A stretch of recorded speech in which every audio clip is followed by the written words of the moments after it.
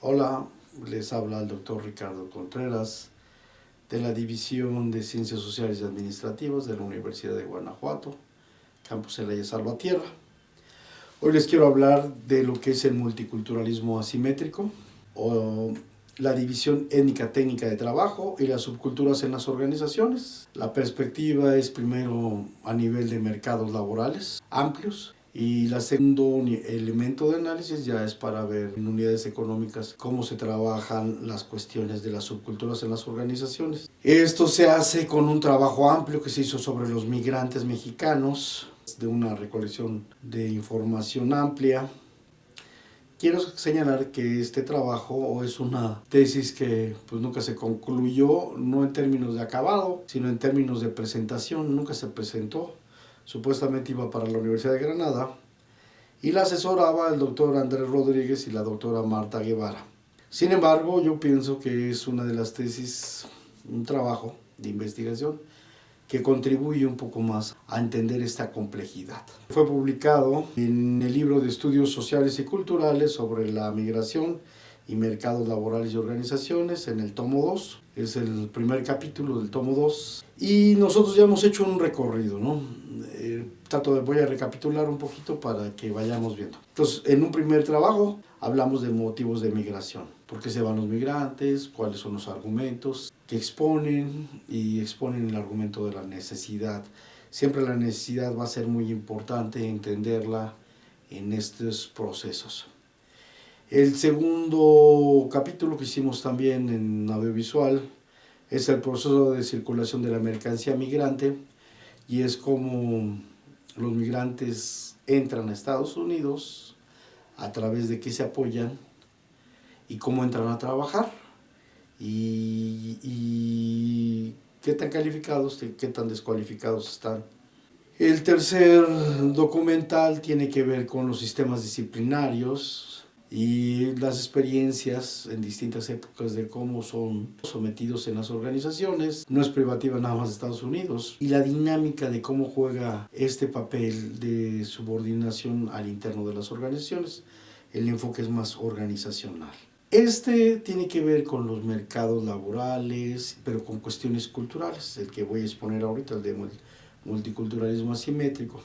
Entonces ya expuse estos tres, la parte por qué se van los migrantes, la parte de cómo procesan, cómo entran en los mercados laborales, la parte de cómo entran a las organizaciones y entran a procesos de coerción al interno de las organizaciones. Y lo que voy a platicar ahorita es el multiculturalismo asimétrico, cómo se da la división de trabajo, la división étnica-técnica internacional de trabajo. Y ya las cuestiones de subculturas de las organizaciones. Para este trabajo, bueno, nos llegamos en Job y Thompson, trabajamos el análisis en el escenario, es el análisis del sistema mundial.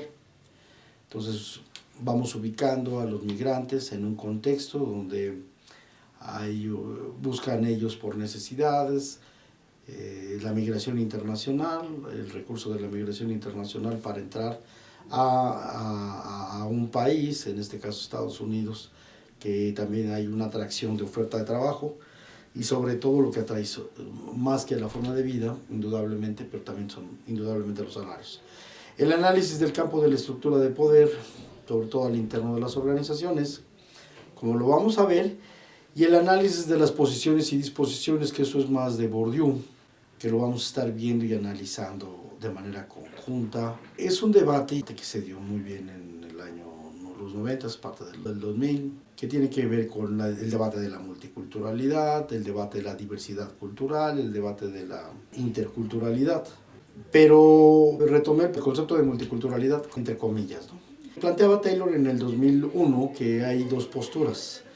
La esencialista, que dice que no hay que diluir el núcleo clásico para incluir las voces nunca antes escuchadas, sería abandonar los valores de la civilización occidental por un relativismo sin bandera.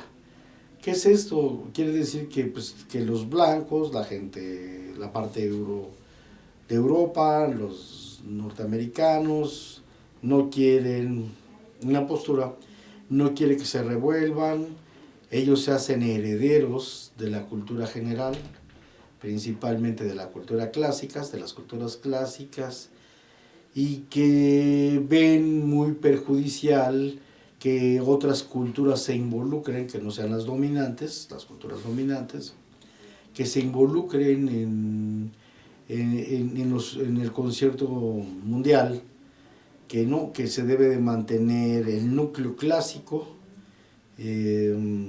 las características propias de la cultura de los griegos, de los romanos, de los franceses, de los alemanes, de los ingleses, de los norteamericanos, que supuestamente ellos son los ejes de la cultura clásica importante y que son los que han venido a contribuir de una serie de recursos y una serie de aportaciones a que este mundo sea civilizado y desarrollado.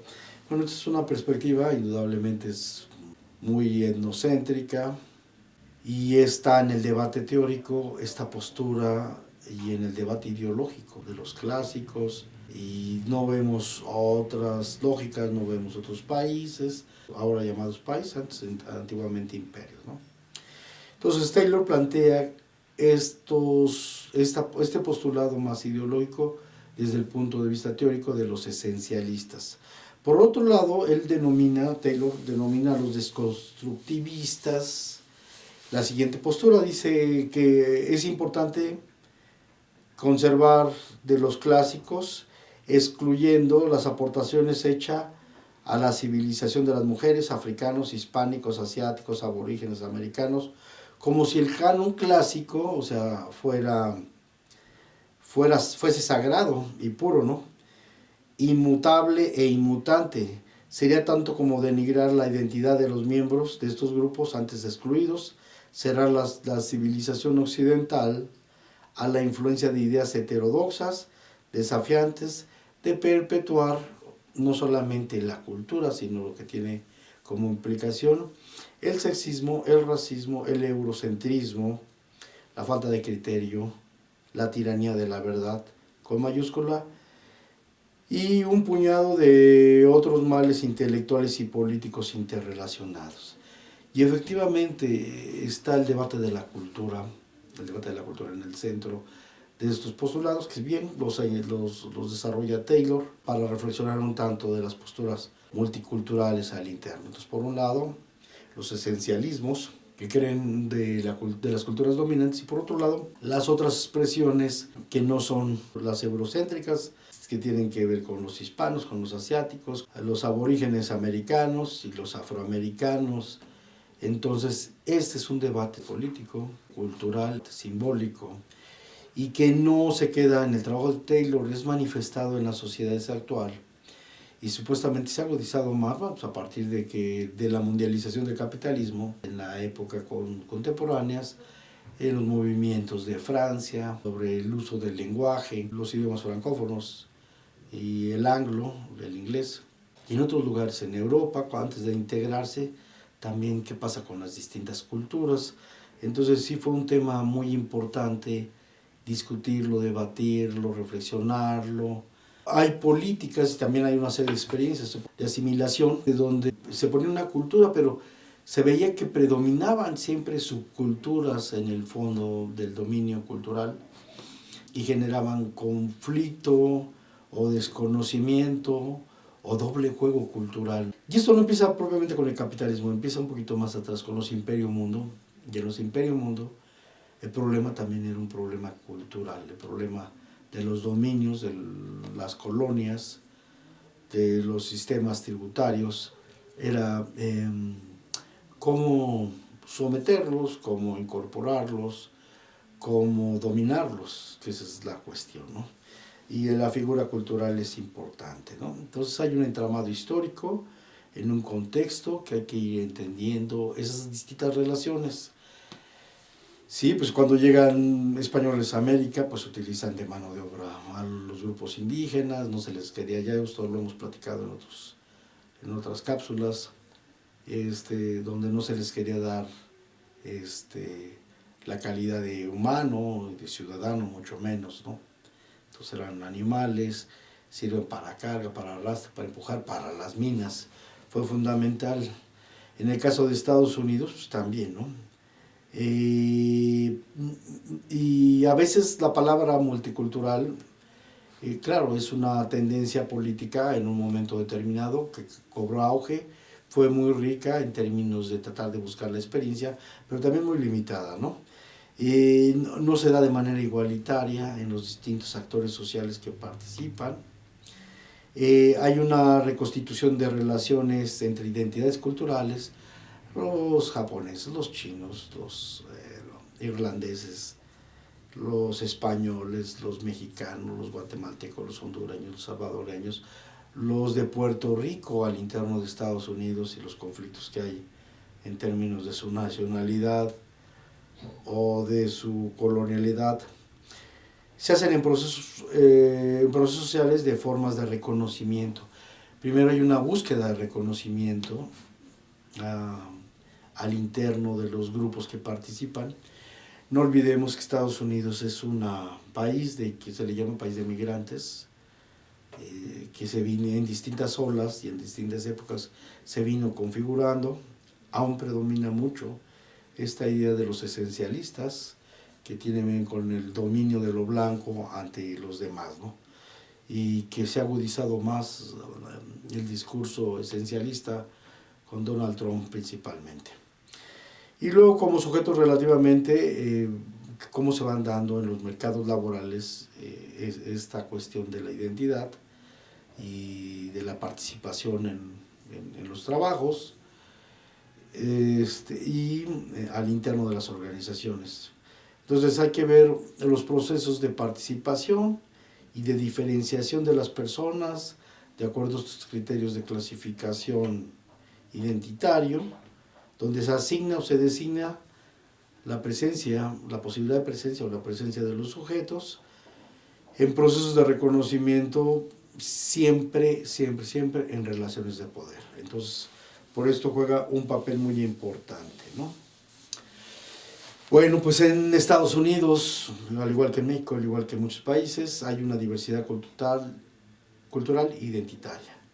Entonces está la cuestión étnica, que es muy importante, no es solamente los aborígenes indígenas, sino los mexicanos, los chinos, todas estas identidades que han trabajado en Estados Unidos, y cómo juega un papel muy importante esa cuestión étnica. ¿Quiénes son? Propiamente son etnonacionales. ¿Quiénes son? ¿Dónde están? ¿Cuáles son los derechos a cada uno de ellos? ¿Cuál es su estatus en términos del lugar? ¿Cómo se valoran al interno estas identidades, ¿no? Por un lado. Y por otro lado, pues tiene que ver con etnocidios, cómo se han venido matando, principalmente, por ejemplo, los aborígenes indígenas en Estados Unidos, la anomia, los olvidos, procesos de asimilación y la etnicidad, cómo se reconocen entre los mismos grupos y cómo se van diferenciando o van luchando por un espacio de reconocimiento. Entonces, principalmente se dan entre los llamados blancos, los whites people, professionality, los WATs les llamaban, que eran la gente que trabajaba, que tenía una profesión, que tenían, principalmente formaban parte de las élites, los blancos, ¿no? En México hubo una guerra de castas que también tenía que ver con estos criterios sociales de convivencia, pero también tenían incidencia en el mercado laboral. A la par tenían una incidencia en el mercado laboral, ¿no? Entonces, mientras más oscuro, más de piel, más trabajo no pagado, más explotación; mientras más blanco, más dirección, más poder. Entonces está este fenómeno migratorio. ¿Y cómo se concibe la alteridad en este debate? La alteridad, ¿quiénes son? Pues toda esa diversidad cultural, ¿no? De lo que no es lo sajón, lo norteamericano principalmente. Y las identidades culturales hay que entenderlas en esta dinámica gramsciana, ¿no? De identidades dominantes y subalternas. Bueno, para este caso, lo correcto considero yo que debería decirse diversidad cultural asimétrica, pero retomé la cuestión de multiculturalismo simétrico para retomar el mismo discurso a veces que retoman, nomás señalando de que no es igualitario, es diferente y hay espacios diferentes. Y lo definí así, ¿no? Como se puede entender el proceso inserto en el estado sociohistórico determinado, en este país en el que se desarrollan las diferencias identitarias culturales subalternas bajo la orden de identidad y la cultura dominante, en un contexto del sistema mundial y en el campo de fuerzas y tensiones macro, meso y micro, que agrupan y reagrupan a dichas identidades de acuerdo a las condiciones, acciones y los procesos sociales, cómo se van configurando. Bueno, también es una historia no muy reciente. Recuerden que hay distintos programas de migración con Estados Unidos, unas coyunturales como son la cuestión de la guerra, la Primera y la Segunda Guerra Mundial, la Segunda Guerra Mundial principalmente, ¿no? Y cómo se requieren los trabajadores en el programa Bracero. Bueno, ahora no hay que perder de vista algo que es importante, que tiene que ver con los elementos configuradores de los hábitos migrantes. Muchos migrantes, no solamente los mexicanos, los guatemaltecos, los hondureños o toda la migración de Latinoamérica, sino también de Europa, tienen motivos, tienen necesidades de migrar. Varían, pueden ser cuestiones políticas, como el caso de los españoles en la Segunda Guerra Mundial que llegaron a México, pero hay una serie de necesidades, ¿no? Y se busca un logro de expectativas parciales, pues primero a veces conservar la vida en el caso de la guerra, y en el caso de las crisis, de las crisis recurrentes, en el caso de los problemas que hay, pues bueno, pues se trata de vivir dignamente, buscar trabajo, ¿no? Hay disposiciones y predisposiciones que se dan en los nuevos espacios. Principalmente hay una relación antípoda entre el migrante de centro y el migrante de la periferia. Hay accesos, también no entran a la cárcel, no. Hay accesos que se han ganado en Estados Unidos a través de mucho tiempo, o que actualmente se están perdiendo, ¿no? Las llamadas ciudades santuario, que podían tener cierto derecho a los migrantes, pues va para atrás con Donald Trump, los han venido a desaparecer. Y por lo tanto hay un límite de acción y de participación y de posiciones, y que esto tiene que ver con una razón instrumental, con una práctica de trabajo y con unas experiencias de referencias. También con el capital cultural. Acuérdense que muchos de los Dreamers buscan estudiar e incrementar el capital cultural, y las restricciones que se le están poniendo de regresarlos, de que no terminen incluso bajo promesa del mismo presidente, una veda, una tregua que se había planteado para que pudieran estudiar estos migrantes mexicanos, que estuvieran más cualificados, y se regresan, se reportan. Entonces estos son los elementos conjuntos, configuradores de la cuestión migratoria, que hay que abordarse históricamente, más detenidamente, cómo se va dando y cómo van actuando los distintos actores sociales. Este es un esbozo, pero me ha gustado, si hay elementos que creo que son importantes.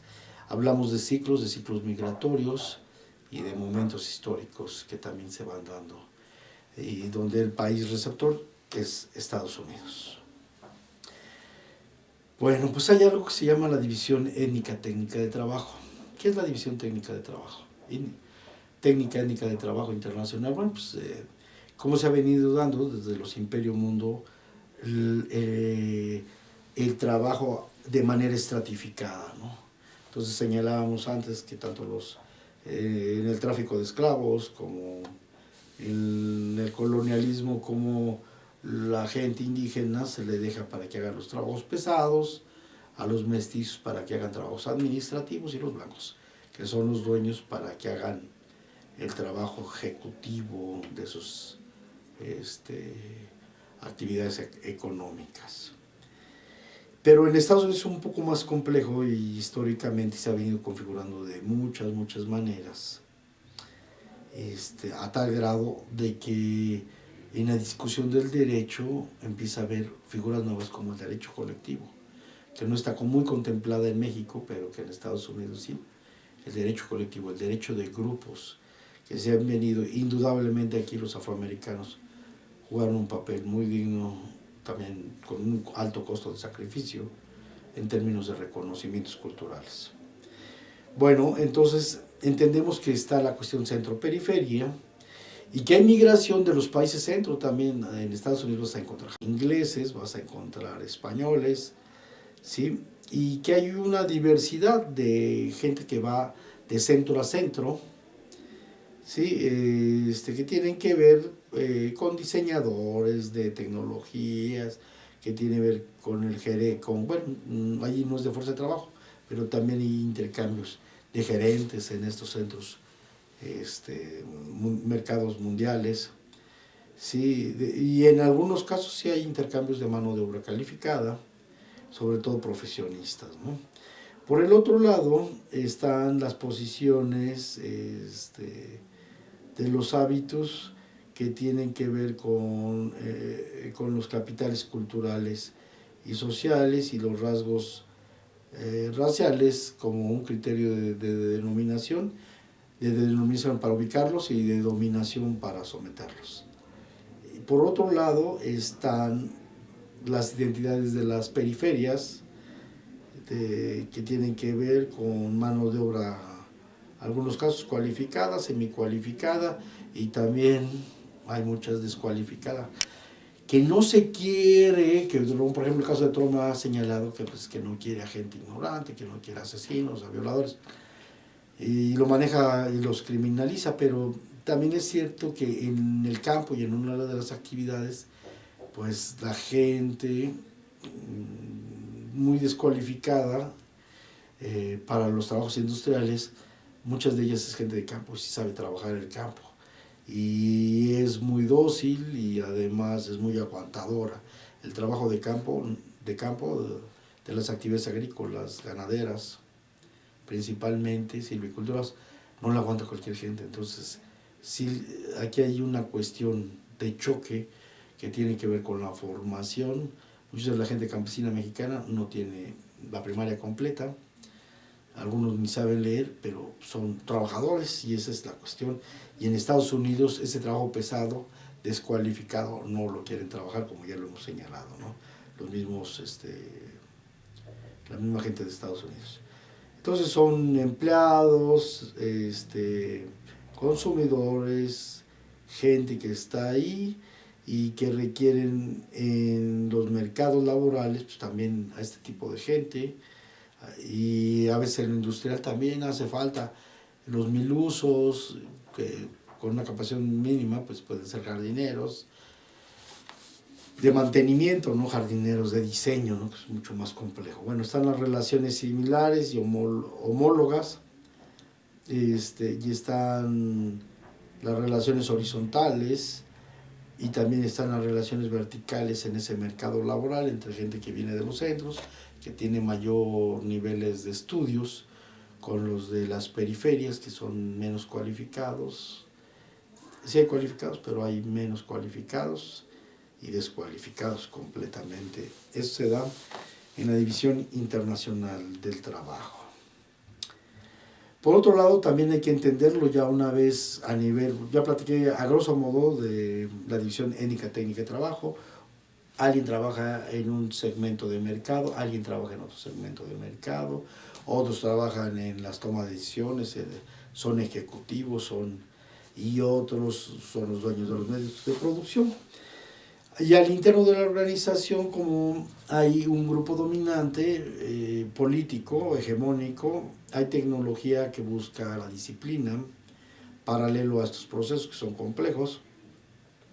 Hay agentes sociales que participan en las organizaciones, hay distintas identidades culturales en estos procesos.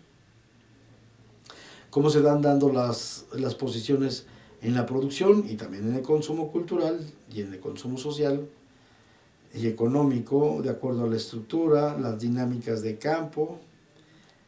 Hay nuevas identidades que se reconfiguran y están las subculturas de la organización. Entonces, esto es el multiculturalismo asimétrico al interno de las organizaciones. Bueno, están los criterios de división, clasificación. Fíjense, la cuestión de la división étnica técnica de trabajo, que es muy importante. La cuestión de división técnica étnica de trabajo genera criterios de división, de clasificación, de selección, de colocación, de contratación, de participación de las diversas identidades culturales. De eso depende. De que, pues eres guatemalteco, pues te toca pues, este campo laboral. Pues si eres mexicano, te toca este otro campo. Pues si eres norteamericano, pues te toca este segmento de laboral. Se dan o se determinan en la forma en que está organizado técnicamente el mercado laboral y en ciertas condicionantes en las organizaciones, mediadas por los sistemas disciplinarios, ¿no? Hay accesos al mercado laboral, hay algo que llamamos circuitos de mercado, como por ejemplo los japoneses entran a los mercados laborales y entran a las partes gerenciales. Si están algo descualificados a las partes de control, pero si están muy cualificados a las partes de diseño, igualmente los ingleses, los alemanes, a qué mercados laborales entran, y pues las periferias a qué mercados laborales entran en estos circuitos de mercado laboral, ¿no? Entonces es muy interesante desde su llegada al país hasta cómo se van insertando en los mercados laborales. Con esto no quiero decir que no haya habido empresarios mexicanos exitosos en Estados Unidos o afroamericanos, sí los hay, pero lo que quiero decir es cómo se van condicionando en los mercados estratificados, la división de trabajo en los nacionalismos étnica, y cómo se va estratificando la competencia y la diversidad cultural en la división internacional del trabajo, las decisiones políticas culturales hegemónicas bajo los requerimientos de fuerza de trabajo de manera técnica y la demanda específica de mano de obra. La trayectoria histórica es fundante, cómo se han comportado. Hay gente que a partir del 2000 se les cerró el mercado, ¿no? A muchos musulmanes ya se les cerró el mercado. Hay cuestiones, entonces, la trayectoria histórica, hay culturas laborales que son bien aceptadas o no, hay países, como señalaba, que son bien aceptados. Acuérdense también que hay todo un debate muy interesante, y Samuel Huntington participó mucho en esto, primero en la lucha de las civilizaciones, para decir que de las corrientes de tradición musulmana cultural, que son muchos países, y los occidentales, hay valores que no se comparten, que son muy conflictivos, que son poco entendibles, que son poco amistosos. Eso es lo que plantea Samuel Huntington. Y que hay otras que no, que sí lo aceptan, que son más convivencias, que son más civilizados, entre comillas, según esto, ¿no? Por un lado, aunque Samuel Huntington también nos pega a nosotros con otro libro posterior sobre la invasión que hacemos los mexicanos a Estados Unidos, cómo vamos deteriorando y deformando su cultura desde la perspectiva hegemónica supuestamente, y que el uso del español, que es importante, pues se habló en educar a la gente en el lenguaje dominante, que es el inglés, y en otro lenguaje que muchos ser español, como llegó un momento, ahora llegó la control, que afuera no quieren nada de reconocimiento de la alteridad, al contrario, quieren cuestiones de asimilación más fuerte, que quieren imponer y no enriquecerse de la pluriculturalidad, ¿no? Está el capital cultural, la escolaridad, la capacitación, la vinculación tecnológica, y que tiene que ver con cualificado y descualificado principalmente, ¿no? hay una influencia entre las relaciones culturales que se dan y que se ha manejado como atributos, ¿no? Ciertos atributos, ciertos capitales que encuentran y por lo tanto reconocimientos.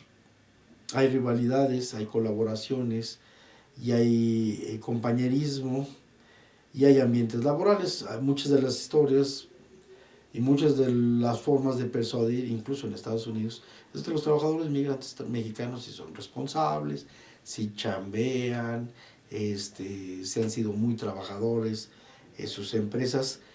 Hay criterios de evaluación, de permanencia, ¿no? Si trabaja, pues bien, si no es conflictivo, bien, si son gente de 12, pues bienvenida, aquí va a haber trabajo. En los mercados laborales y en esos subcampos, ¿no? Y luego cómo vamos viendo cómo se van a ir colocando las distintas posiciones de identidades culturales, con ciertas lógicas incorporadas, claro, del trabajo, y los casos de similitud y de diferencia entre los migrantes ilegales y también se va dando en los procesos de proletarización. Eso es importante. Recuerden, creo que en el 2009, el movimiento que se dio en mayo, ¿sí? Entonces, eso no lo dejen de olvidar, los procesos de la proletarización y de la similitud cultural que permitió masificar el apoyo a los migrantes, si no mal recuerdo, en septiembre. Bueno, en nuestro trabajo de investigación encontramos distintas maneras donde participa la gente, ¿no? En algo que los etnonacionalistas.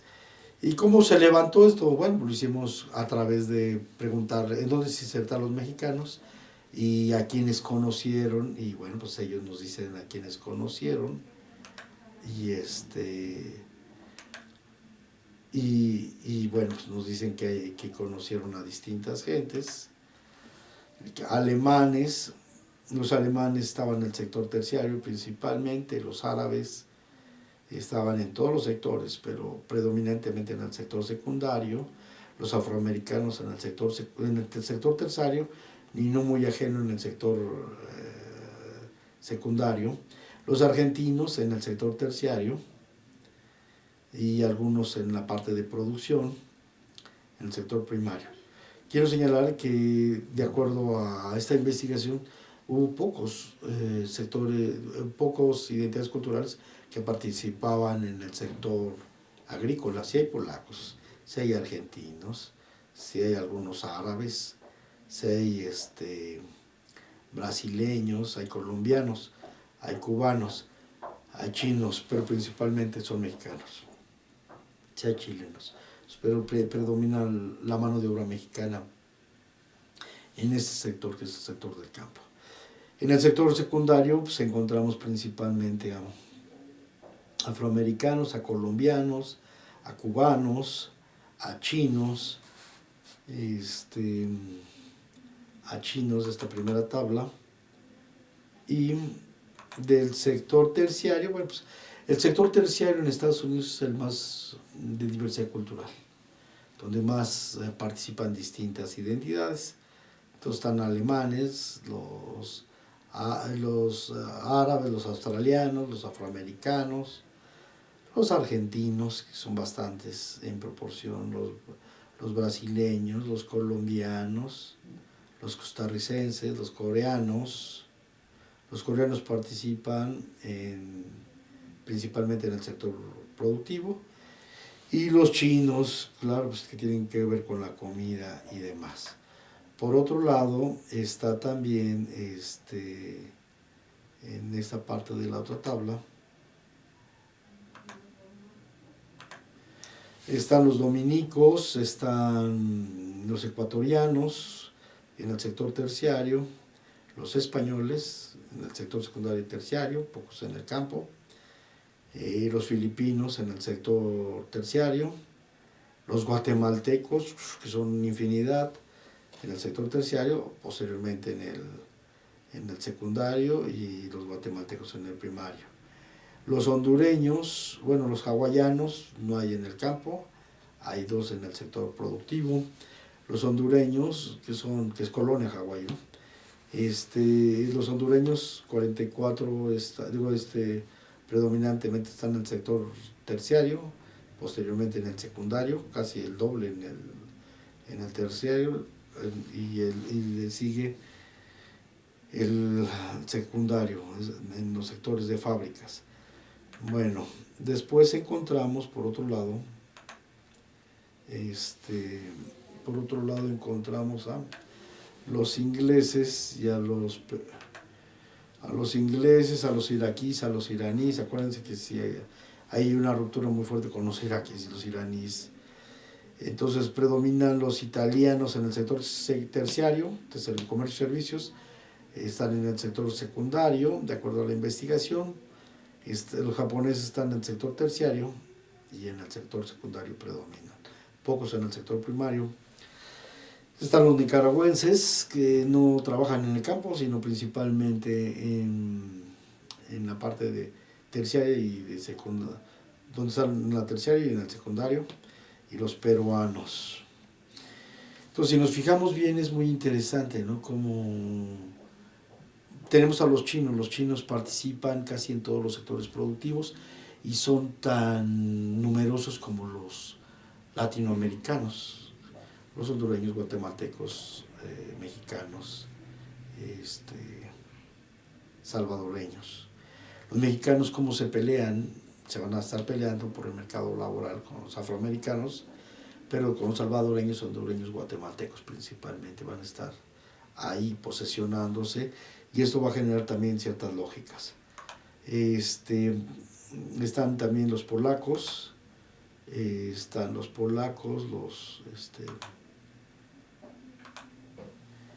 los polacos, los puertorriqueños también trabajan en el sector, pero en un sector secundario, y en el sector terciario. Los salvadoreños están en el sector terciario, en el secundario y en el primario. Los rusos en los 3 sectores.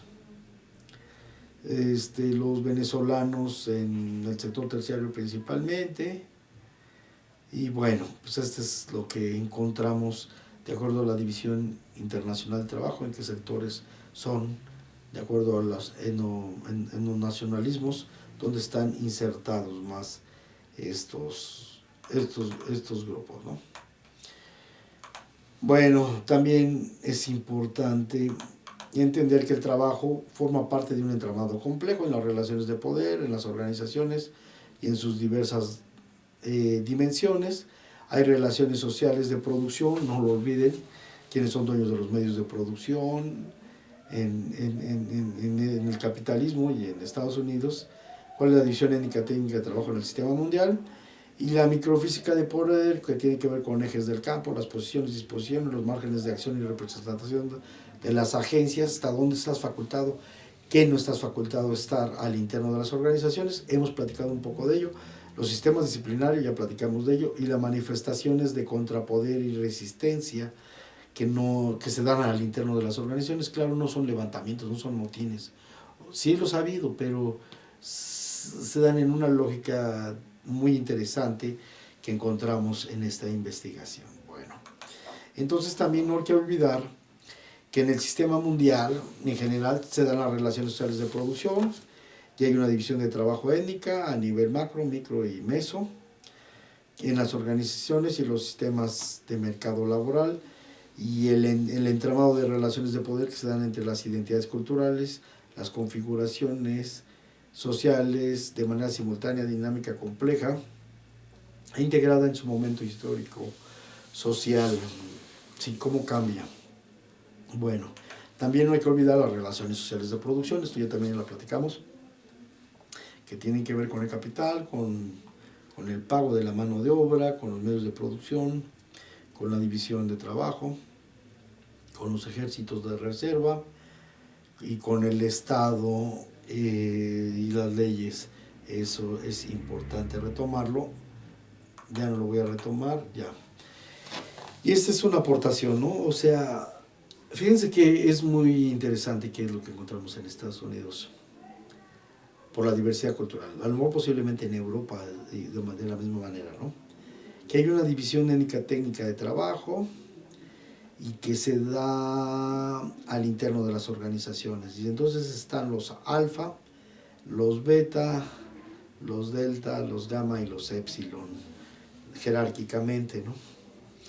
Y eso, bueno, paradójicamente lo podemos retomar de Aldous Huxley, pero nosotros encontramos esta estratificación, de acuerdo a los testimonios, que se dan en las organizaciones y en los mercados laborales, y que se da entre el capital cultural. Entonces, a mayor capital cultural, que generalmente tiene que ver con los países centro, pues pueden ser alfa, beta, gamma, delta o epsilon. Y si a menor elemento descualificado en Estados Unidos, pues obviamente tiene que ver con el epsilon. También hay factores fenotípicos. Mientras más blanquito, es probable que estés en un escalón arriba de tu grupo de representación, que seas bonito, que estés en la estética dominante, ¿no? En los mercados laborales y en la organización. Pero en Estados Unidos sí como que los criterios de trabajo son fundamentales, sobre todo, a diferencia de otros países. Bueno, entonces, ¿quiénes son los individuos alfa? Pues son los dueños de los medios de producción, son los accionistas de las organizaciones, son creadores de cierto hábitos dominante que tiene que ver con la distinción, con la toma de decisiones de gerencia internacional, el manejo de la bolsa. Sí, entonces son los dueños de los medios de producción. No todos también, hay blancos que trabajan de trabajadores, de chalanes, pero bueno, esos predominantemente son de los países centro y son políglotas de las culturas dominantes, generalmente hablan alemán, francés, inglés. Bueno, ¿quiénes son los beta? Los beta, ¿quiénes son los beta? Son los niveles ejecutivos altos, son los directores generales, los directores con una competencia técnica muy importante. Entonces son los ingenieros en producción, los ingenieros de calidad, los ingenieros, los de recursos humanos, los licenciados en recursos de la producción, algunos economistas. Entonces los betas son ejecutivos altos que se dedican a dirigir y a coordinar y a orientar las múltiples operaciones. Estos son los principales representantes de la alta dirección. Las gerencias, el gerente general, las gerencias, y es un cuerpo con un capital técnico alto, y son políglotas también. Muchos de ellos son políglotas, tienen que hablar distintos lenguajes, y ellos pueden ser, generalmente son alemanes, japoneses de segundo, japoneses, ingleses, franceses. Bueno, esos son los beta. Y luego vienen los gamma, que son los jefes de departamento. Juegan un papel en el orden jerárquico, pero ya son más operativos, tienen un conocimiento técnico y juegan un papel muy importante. Tienen una cultura general gerencial incorporada, tienen un capital técnico medio, mínimo, y son bilingües en el conocimiento de las culturas subalternas, ¿no? Están bilingües porque tienen que trabajar con los grupos subalternos, y no ajeno a ellos está la autoridad jerárquica delta, que están representados por los supervisores de personal, la gente muy operativa, tienen elementos técnicos, trabajadores cualificados pueden ser, suelen tener conocimiento de la cultura hegemónica, eso es muy importante, y de mantener relaciones de confianza con los directores y superiores. La confianza juega un papel muy importante en este nivel, en la estructura organizacional, y son bilingües que permiten actuar de traductores en las directrices de la organización, y sobre todo pues para comunicarse con los epsilon, que generalmente son monolingües, son trabajadores descualificados o poco cualificados, hacen tareas repetitivas, tienen pocos modales, en este sentido de distinción de Bourdieu, son la gente que le talachea. Entonces los deltas son los que se comunican entre los dominantes y los dominados al interno de las organizaciones, de estas subculturas que se dan al interno, ¿no? Entonces, esos son sus perfiles, por lo general, y que tienen ciertas características que tienen que ver con el capital cultural y con el capital cultural lingüístico de idioma principalmente. Si bueno, llegamos a lo que son la cuestión de las subculturas, ¿no? Entonces, hay que entender muy bien que hay relaciones de poder en las organizaciones que están atravesadas por las diferencias culturales y que juegan un papel muy importante, pero las diferencias culturales son tanto técnicas en cuanto al capital cultural, pero también asignadas otras y lingüistas otras. Tiene que ver con competencias, tiene que ver con este tipo de conocimientos fundamentales técnicos. Bueno, hay relaciones de poder que se dan al interno de la estructura de las organizaciones, y el poder es la capacidad para poder actuar de acuerdo a la consecución de los propósitos e intereses, la capacidad de intervenir en el curso de los acontecimientos y afectar los resultados.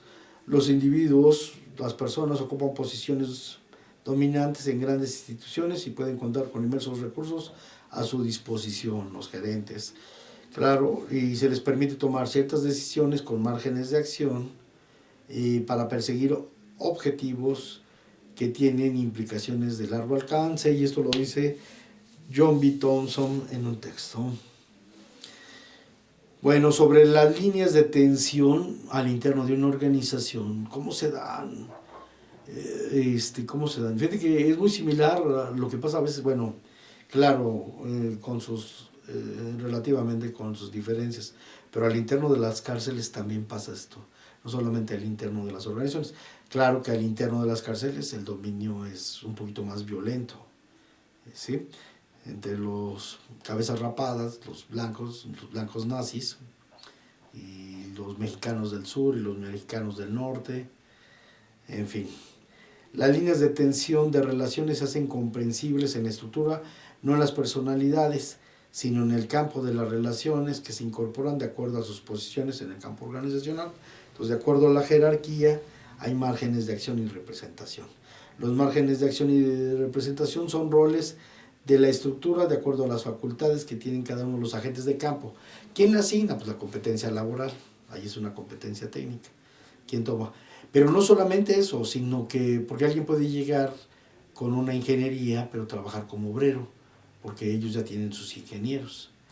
Entonces, pero sí es importante que se tenga un cierto conocimiento técnico para poder competir en la estructura de jerarquía de conocimiento al interno de las organizaciones. Están las facultades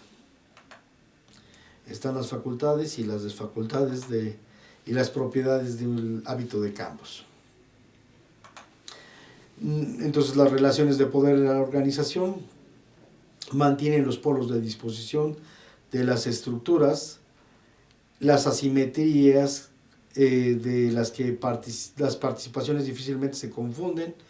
Están los facultados no facultados, los autorizados no autorizados, el personal que piensa y la gente que elabora, que es fuerza de trabajo solamente, los que tienen la capacidad de decisión, los que no la tienen, los exigentes, el que exige, los que truenan los dedos, los mandos altos, los intermedios y posteriormente los operativos. Y en esta relación de gobernantes-gobernados se da estas relaciones de poder al interno de la organización. Los márgenes de acción y participación de los trabajadores pues, tienen fronteras, hay límites bien demarcados, ¿no? ¿Qué es tu facultad? Puedes tener una facultad en finanzas, pero no puedes decidir sobre recursos humanos o sobre capacitación de recursos humanos. Entonces, están bien demarcadas. La gobernabilidad de la orientación del hacer general y de las formas de hacer en particular están bajo procedimientos regulados. El poder faculta y demarca las posibilidades y las imposibilidades de participación de ciertos agentes. el poder de las empresas es una hibridación entre lo arbitrario y lo técnico.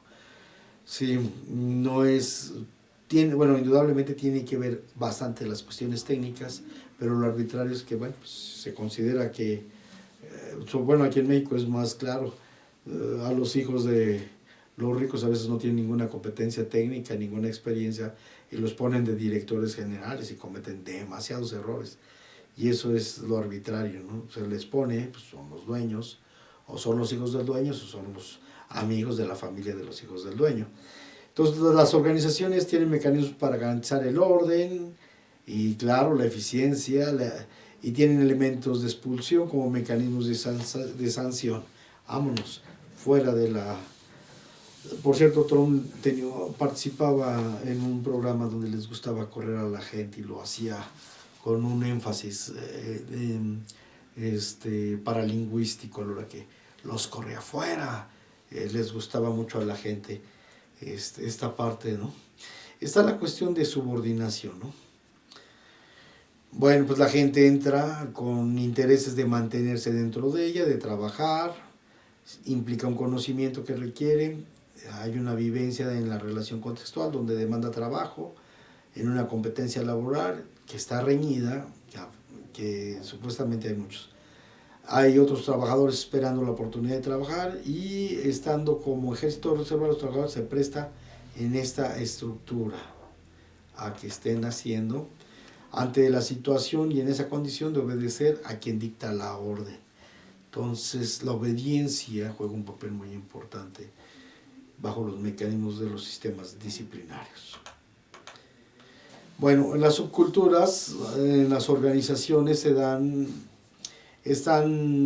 las identidades culturales están mediadas y sujetadas a distintas fuerzas sociales, coacciones, sistemas disciplinarios, mercados laborales. En el sistema capitalista, la subcultura se distingue como una expresión de grupos con referencia distante al poder económico y generalmente familiarizadas por un eje cultural que los articula en el caso de las subculturas. En las subculturas son percibidas por los dominantes, muchas veces se subestiman las capacidades, ¿no? Se valoran la asociación de rasgos de subdesarrollo en sus formas de ser, se les naturaliza, ya ves cómo son los mexicanos, ya ves cómo son los desordenados, de existencia sus formas primitivas, poco civilizadas, la pobreza que va degenerando